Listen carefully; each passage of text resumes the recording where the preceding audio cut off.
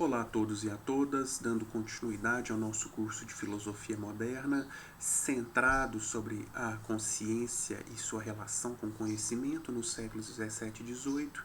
Em nosso último encontro, eu me ocupei em falar brevemente sobre o legado cartesiano para a filosofia da consciência no século XVII, entre os franceses. Então, de uma maneira bastante resumida, eu busquei algumas passagens nos textos do Laforge, do Malebranche e do Arnaud, em que esses autores discutiam a consciência, influenciados pela filosofia cartesiana, pelo que Descartes disse a respeito da consciência naquele sentido psicológico, no sentido de o acesso que a mente tem aos seus conteúdos, às suas atividades e seus estados. Então, falamos brevemente sobre como isso impactou a filosofia francesa do século XVII e hoje nós migramos para a filosofia britânica, deixando a filosofia francesa e adentrando o pensamento dos britânicos. Mais exatamente, falaremos sobre a consciência no pensamento de John Locke. Como dito na aula introdutória, o Locke não foi o primeiro dos autores britânicos a falar da consciência nesse sentido psicológico. O platonista de Cambridge, Ralph Cudworth, já havia feito isso alguns anos antes e já havia introduzido então esse sentido psicológico para o termo consciência, mas é com Locke que o termo consciência passa a ser considerado mais de perto pelos britânicos. Então, isso com a publicação do Ensaio sobre o Entendimento Humano. A primeira edição do ensaio foi publicada em dezembro de 89, de 1689, e Locke, após a publicação dessa primeira edição, recebeu um convite de um de seus amigos, o filósofo irlandês William Molyneux, recebeu um convite desse seu amigo para que ele discutisse algumas questões que não tinham sido abordadas, tratadas na primeira edição do ensaio. Entre essas questões, havia a questão do princípio de individuação. Então, Molyneux convidou Locke a refletir, falar sobre o que individua, o que separa, o que distingue seres semelhantes na realidade.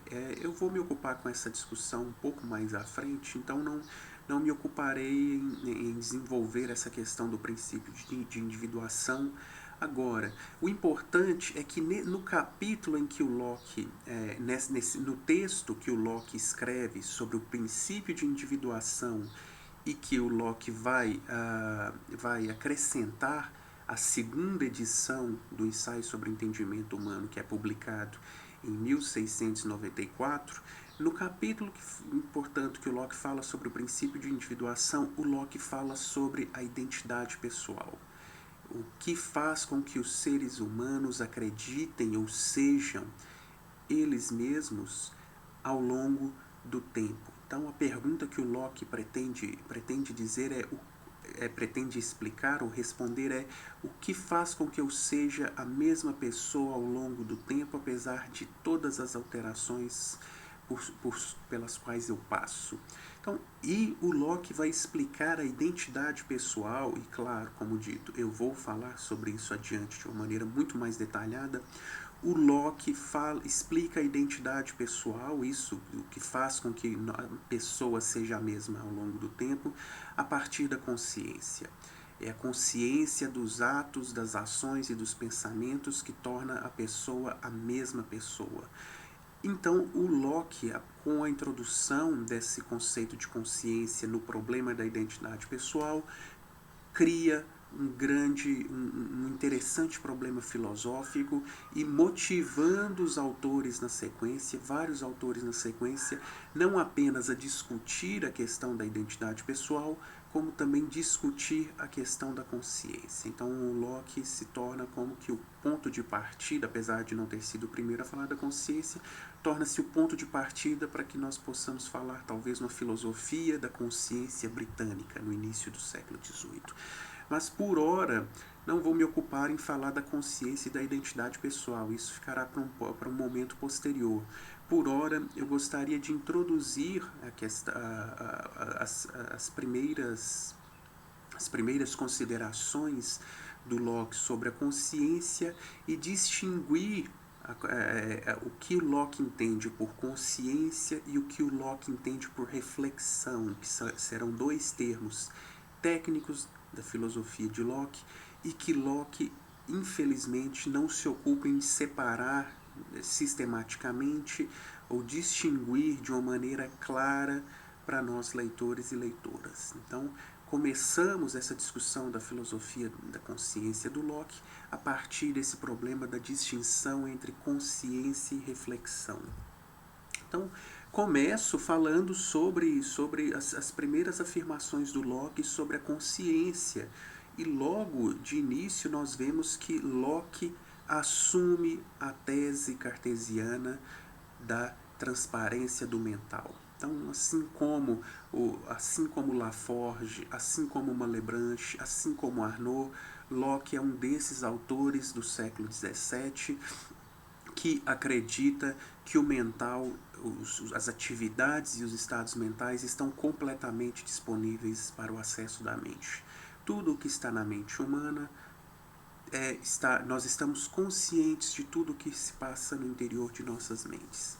Então, apesar de não explícito sobre sua compreensão a respeito da consciência, a consciência desempenha um papel central no desenvolvimento da investigação. Locke assume teses explícitas a esse respeito. Por exemplo, e essa é uma das teses que o Locke admite em sua filosofia. O Locke admite a tese cartesiana sobre a identidade entre pensamento e consciência, e isso aparece, por exemplo, em duas passagens. O pensar, então Locke define o pensamento como consciência. O pensar consiste em ter consciência de que se pensa. E também o homem, já acordado, já desperto, em nenhum momento poderia pensar sem disso se aperceber. Este aperceber-se é necessário unicamente quando se trata dos nossos pensamentos e sempre o será, enquanto não pudermos pensar sem termos consciência de que pensamos. Então, a tese da transparência do mental. Nós sabemos de tudo o que se passa no interior de nossas mentes e como vamos ver também adiante na discussão da relação entre consciência e conhecimento, o Locke também, nessa adoção da tese da transparência, o Locke também aceita a fiabilidade da consciência. Nós não podemos nos enganar a respeito do que se passa em nossas mentes. Então, a consciência é infalível, ou é incorrigível, ou é indubitável. Não há engano, não erramos quando acreditamos ter consciência de certo estado ou atividade mental. Mas, então, Locke aceita a tese cartesiana da transparência, mas ele não admite uma segunda tese cartesiana sobre a qual não falamos quando discutimos a filosofia das meditações, que é a tese cartesiana de que a alma estaria sempre a pensar. Então, a tese de Descartes é a tese de que a alma é uma substância que sempre pensa. Por que o Descartes se vê obrigado a admitir essa tese de que a alma sempre pensa? Porque nas meditações o Descartes separa a realidade em dois tipos de substância. A substância pensante, a coisa pensante, que é a res cogitans, e a substância extensa das coisas materiais, que são as res extensa. Então, separando, definindo a essência da realidade material como a extensão, o Descartes define a essência da coisa pensante como pensamento. Então, a coisa res cogitans existe enquanto pensa.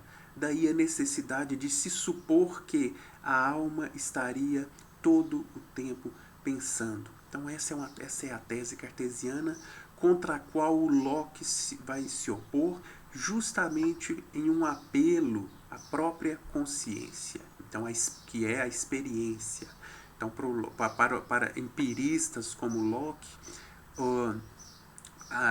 os cientistas, os filósofos da mente, têm acesso tão somente às suas atividades e aos seus estados mentais, às suas ideias. Então como um filósofo experimental, a filosofia Locke supõe que a filosofia deve começar pela observação e experimentação do que se passa no interior de sua mente.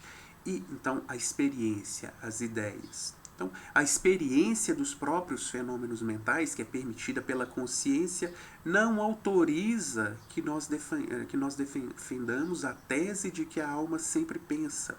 E o Locke diz: eu sei que há quem opine que a alma sempre pensa e que, durante toda a sua existência, tem constantemente em si mesma a percepção real de certas ideias, e que o pensamento real é tão inseparável da alma como a extensão real do corpo.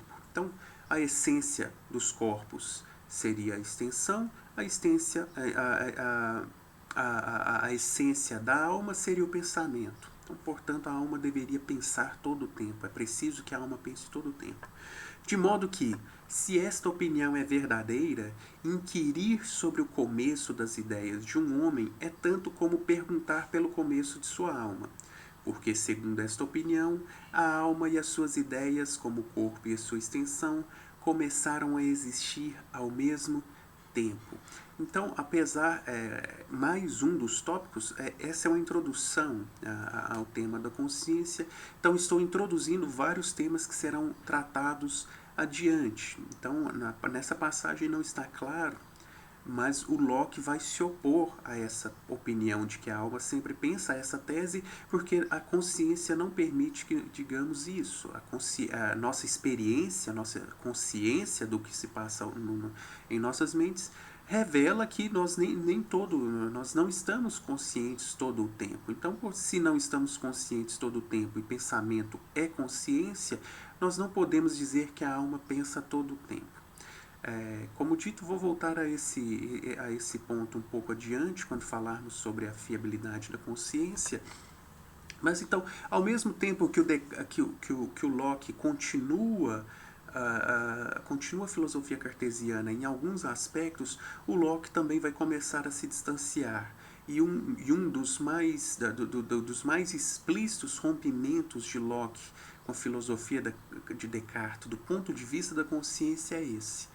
Então, a alma nós não podemos dizer que a alma pensa o tempo todo, porque nós não estamos conscientes de pensar todo o tempo. Nós dormimos, nós desmaiamos. Durante esse período de tempo, nós não temos consciência de que estamos pensando, portanto, a alma não deve pensar nesses momentos. Então, esse é um primeiro marco, uma primeira forma com que Locke rompe com a filosofia cartesiana.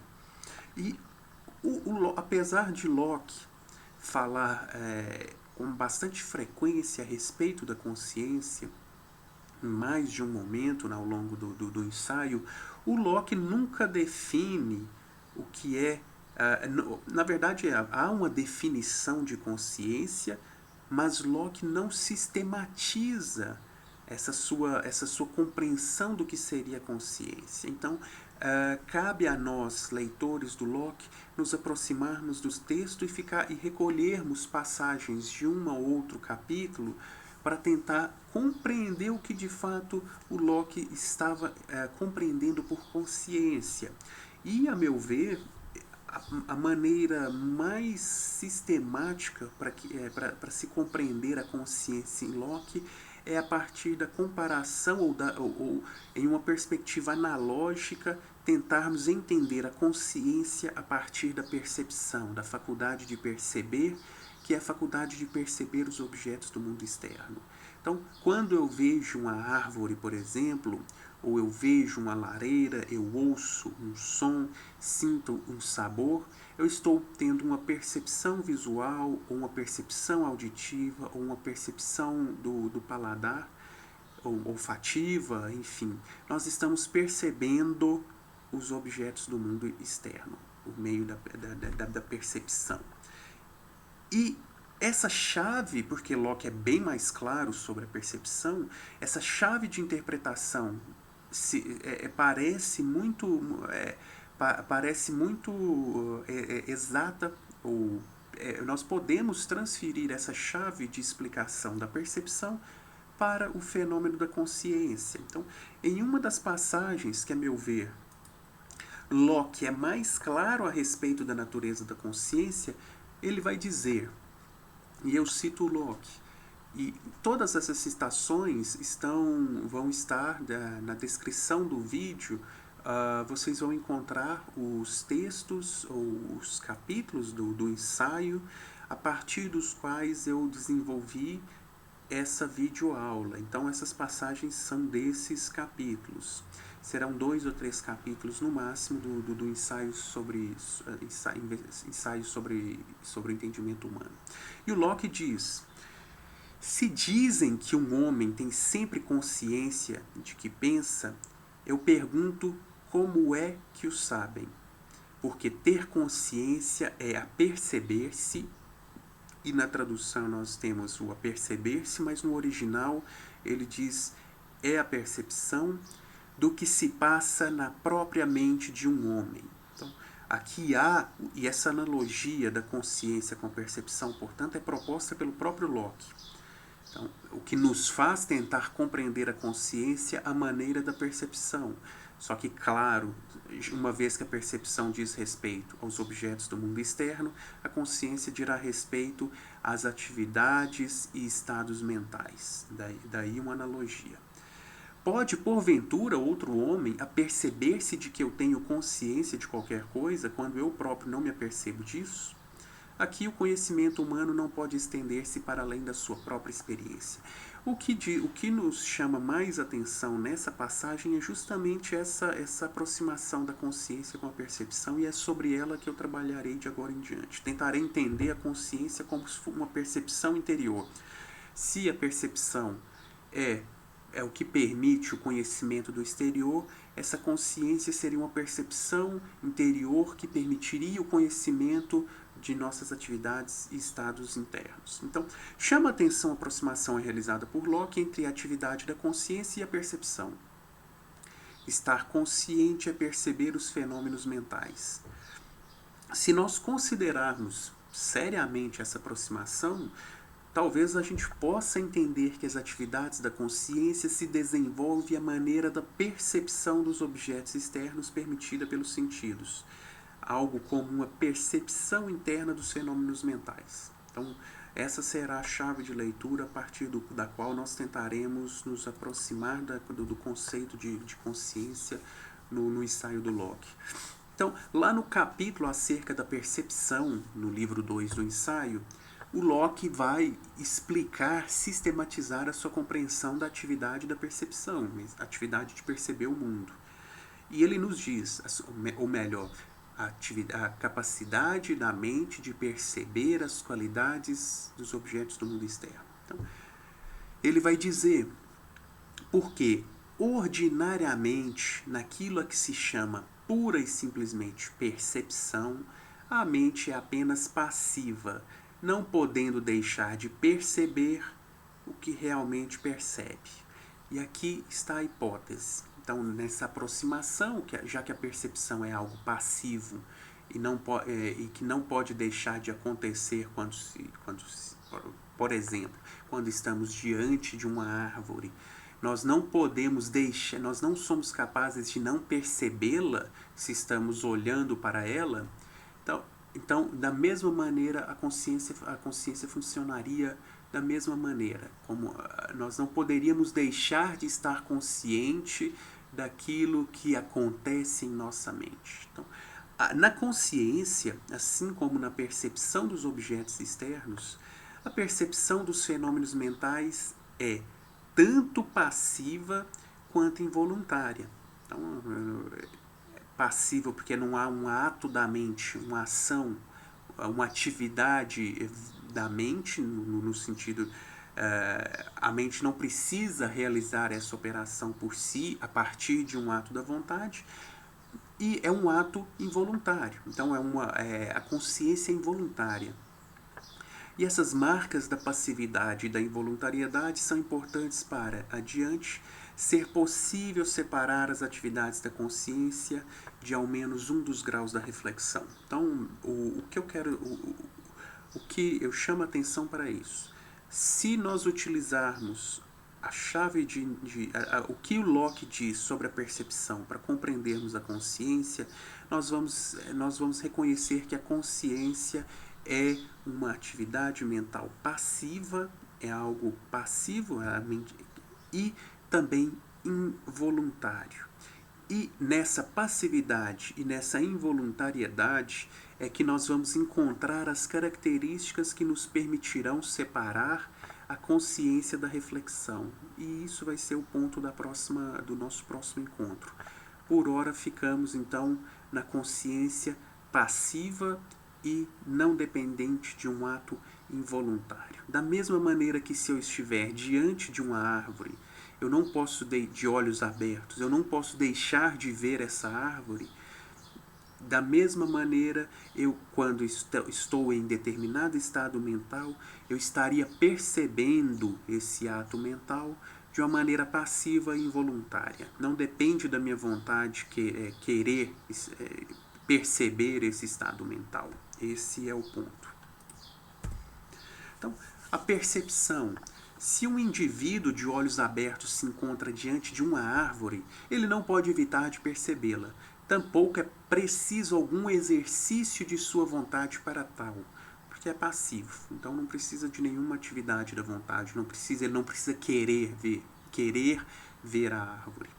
E a consciência, de uma mesma maneira, um indivíduo que se lembra, então quando ele está tendo uma operação mental de lembrar-se de algo do passado, ele não pode evitar de perceber que se lembra. Ou seja, ele sabe que ele está se lembrando porque ele está consciente de que acontece naquele momento uma atividade da memória.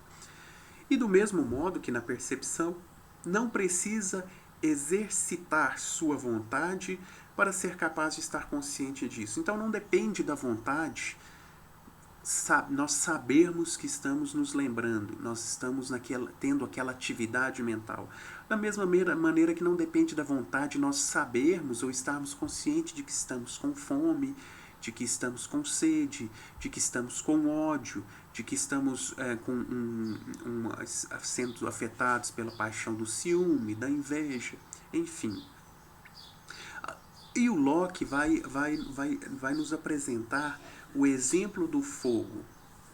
E é a partir desse exemplo que nós poderemos tentar explicar a consciência. Então, o fogo pode queimar os nossos corpos sem causar em nós um efeito distinto do que produz numa acha de lenha, a não ser que o movimento se prolongue até o cérebro e depois se origine na mente a sensação de calor ou a ideia da dor, pois nisso consiste a percepção.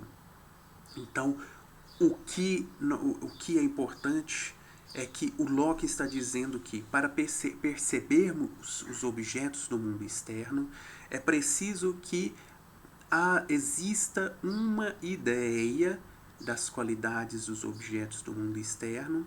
Então, que nós percebemos uma ideia que representa as qualidades dos objetos do mundo externo. Então, eu vejo uma árvore e ao ver uma árvore, as qualidades dessa árvore estão imprimindo sensações nos nossos sentidos que se tornam ideias e que são percebidas pela mente. A partir dessa explicação de como nós percebemos os objetos do mundo externo por meio de ideias, nós também somos levados a supor que, na consciência, nós estamos percebendo ideias. Então, a partir do exemplo da percepção do fogo, não é possível estar consciente, ou seja, perceber um fenômeno mental, essa percepção interior, sem uma ideia dos fenômenos mentais. Então, tal como para perceber o mundo nós temos uma ideia, que o Locke dirá que é uma ideia de sensação, no caso da consciência, nós também temos uma ideia. Nós percebemos uma ideia, mas uma ideia que o Locke dirá que é uma ideia de reflexão.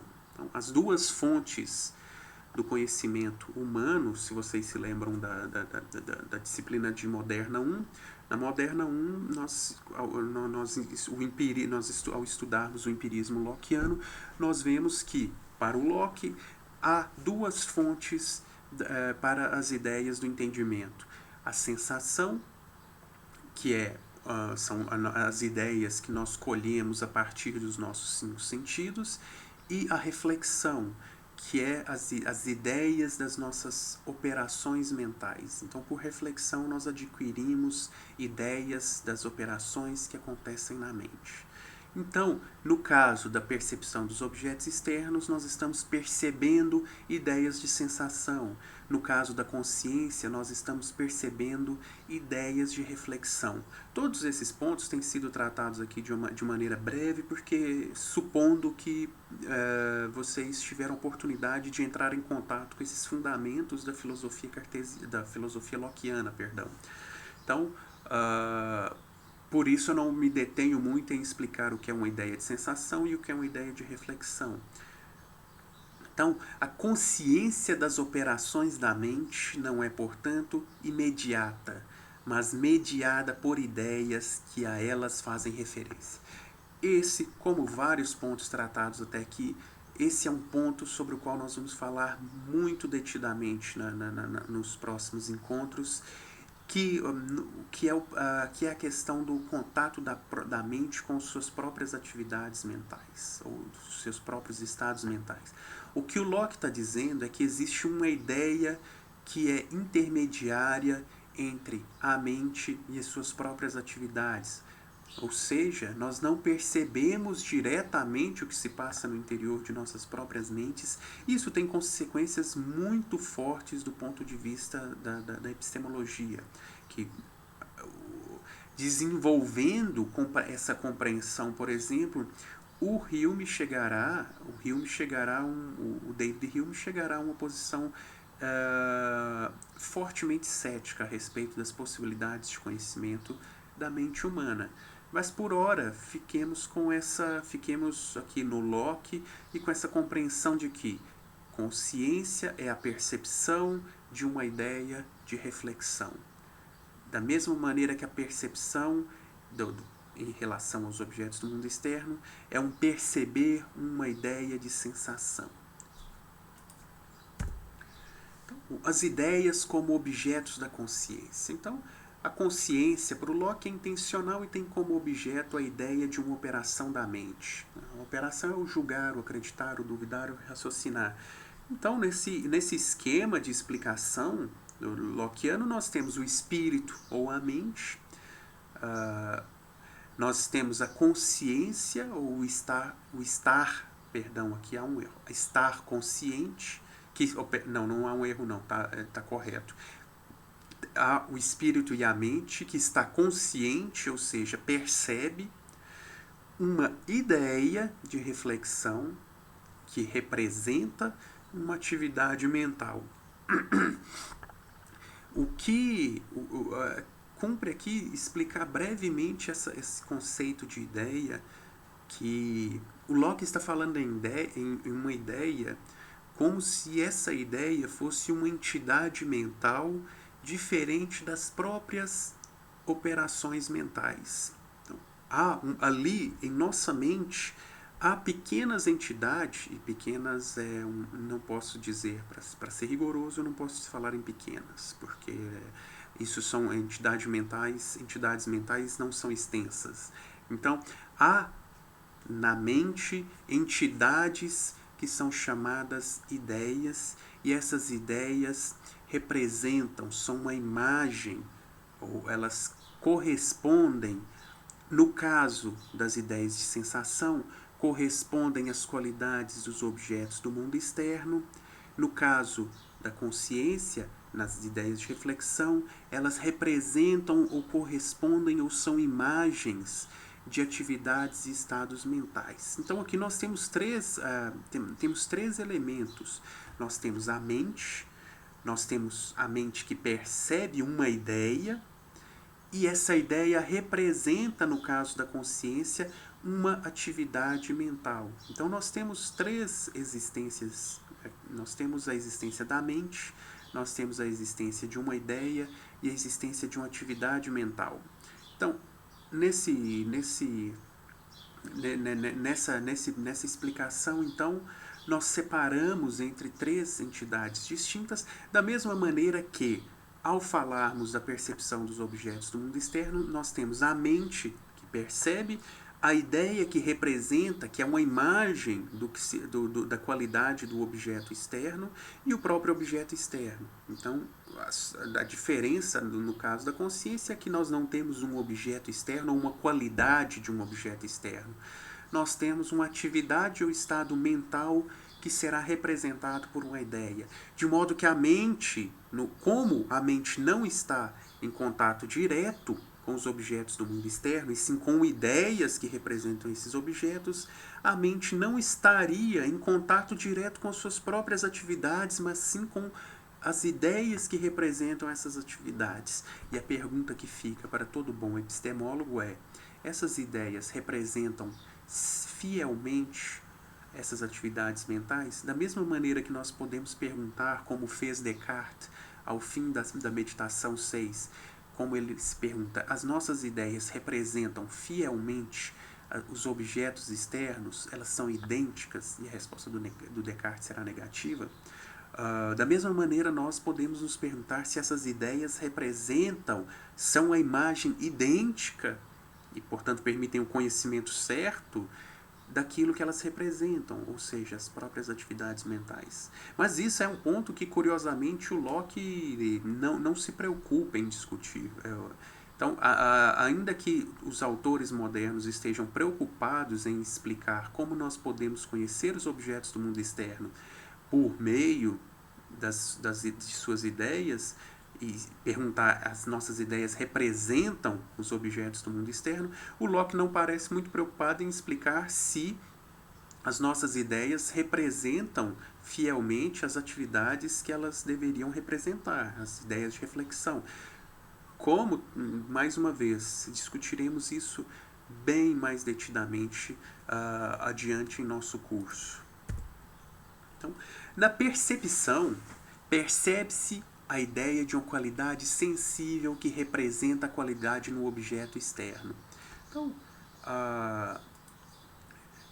quando eu percebo o gosto da maçã, eu estou percebendo uma ideia do sabor da maçã que corresponde à qualidade do gosto que se encontra no objeto externo, na maçã. E essa é uma ideia de sensação porque é uma ideia adquirida pelos sentidos. No caso da consciência, nós estamos conscientes, ou nós percebemos uma ideia que representa uma operação mental. Então, nós percebemos uma ideia de reflexão, que supostamente seria uma representação de uma atividade mental em particular. Então, quando eu estou consciente de me lembrar, então eu estou percebendo uma ideia de reflexão que representa a atividade da memória. Então, essa é a explicação. De tal modo que, se há sensações ou percepção, há alguma ideia realmente produzida e presente no entendimento. Então, isso, mais uma vez, isso o Locke está dizendo em relação à percepção dos objetos do mundo externo.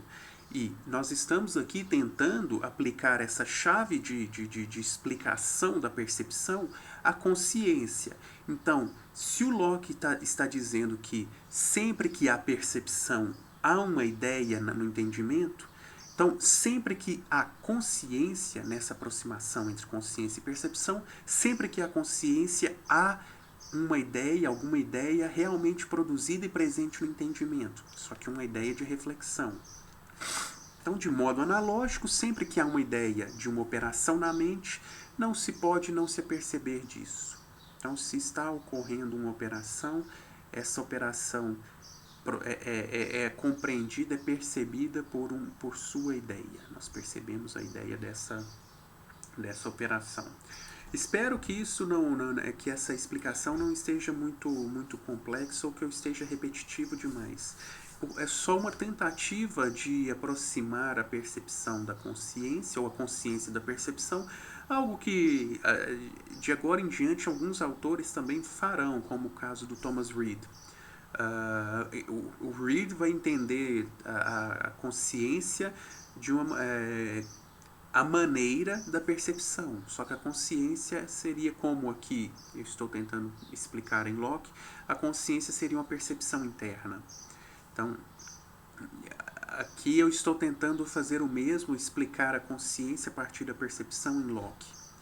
Se a consciência e a percepção se aproximam no que diz respeito à passividade, à involuntariedade e os objetos, que são as ideias, então isso já são 3 elementos da nossa explicação que discutimos até agora.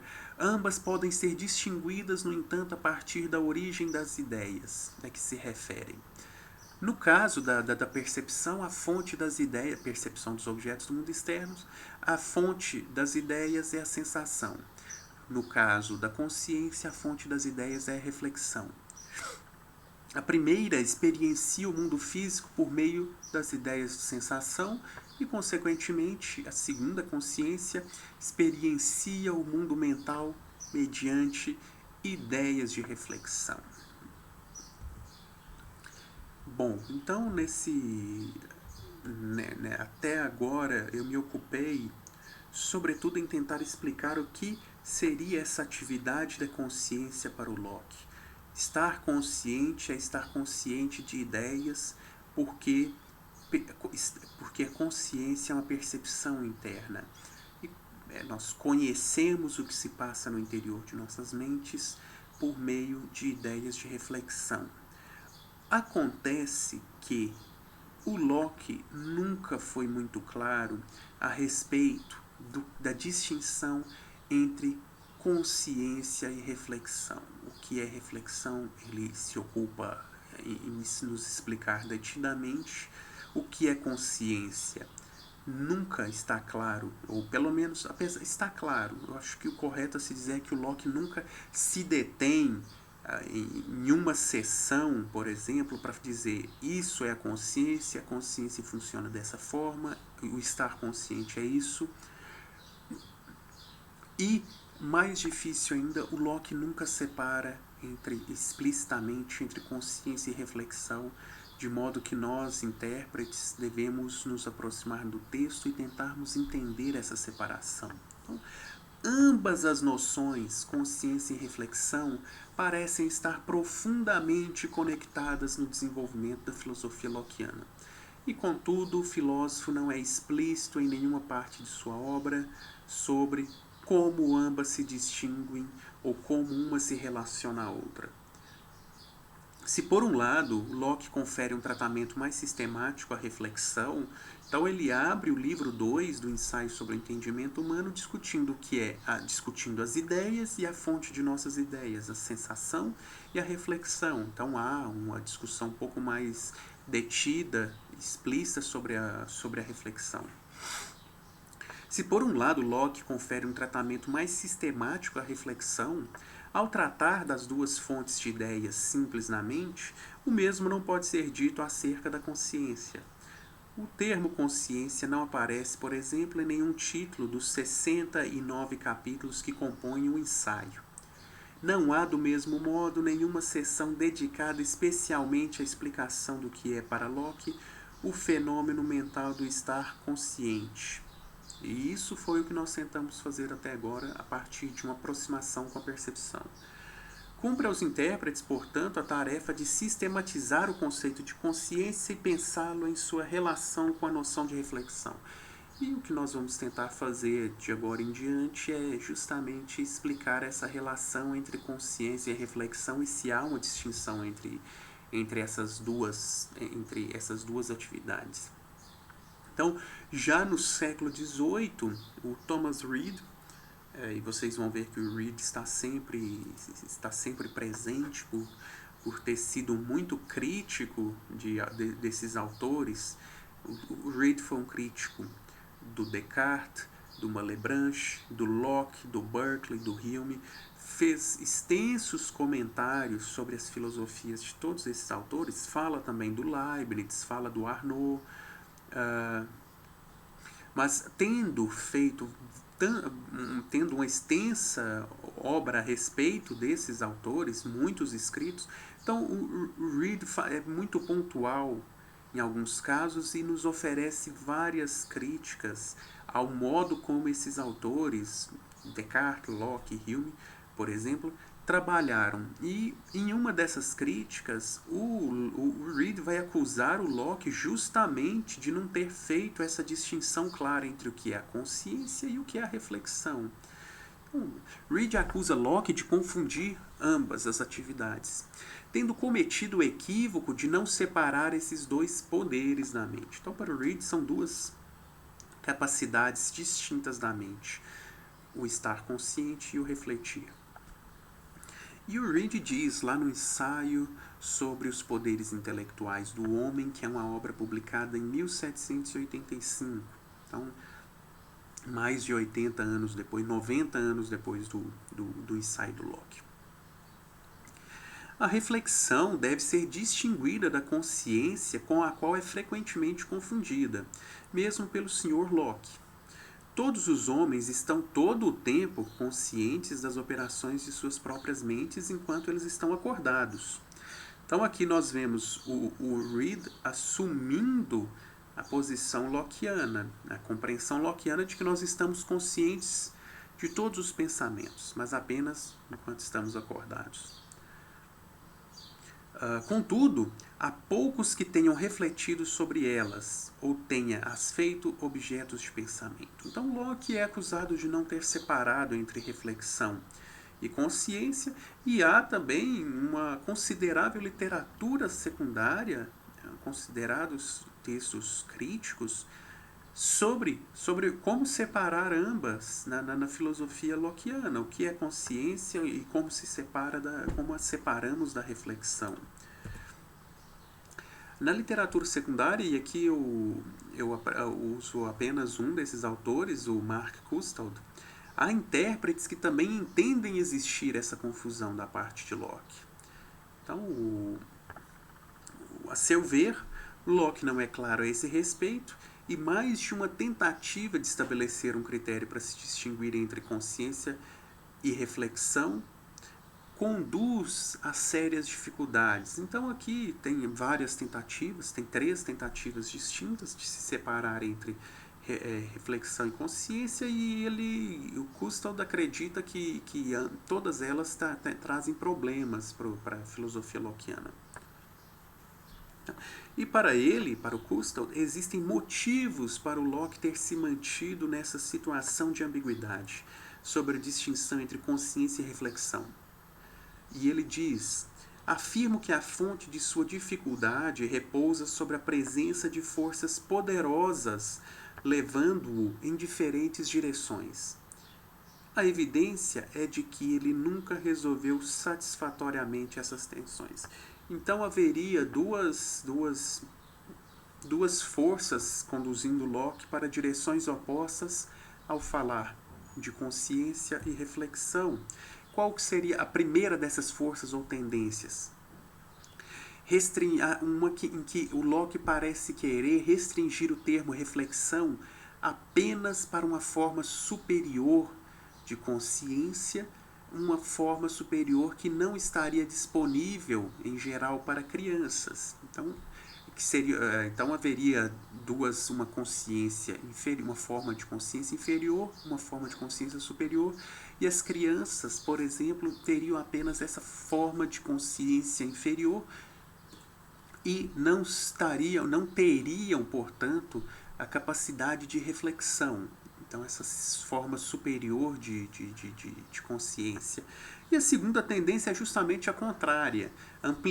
Aqui o Locke parece querer ampliar o termo reflexão de modo que ele é coextensivo com o termo consciência.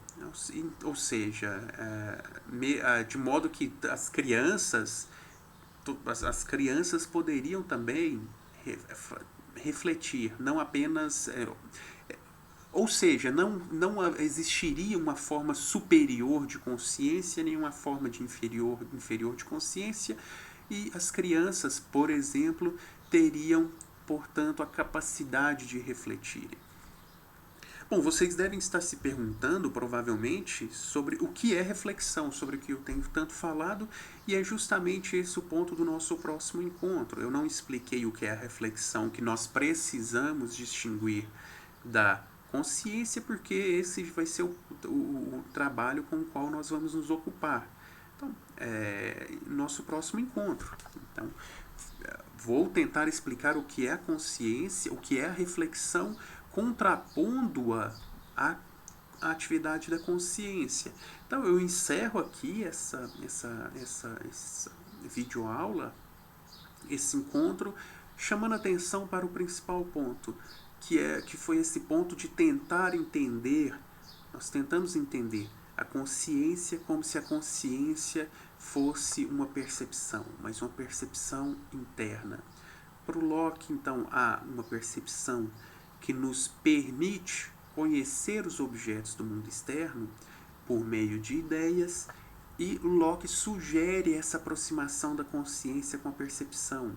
Então, se nós levarmos a sério isso que o Locke está dizendo, nós podemos entender que a consciência é a percepção, é o conhecimento das atividades e estados mentais a partir de ideias de reflexão. Então, se ao ver uma árvore eu estou percebendo uma ideia de sensação que representa essa árvore, ao estar consciente de uma atividade mental, eu estou percebendo uma ideia de reflexão que representa essa atividade mental. E as implicações epistemológicas dessa tese serão discutidas adiante, assim como essa separação entre consciência e reflexão.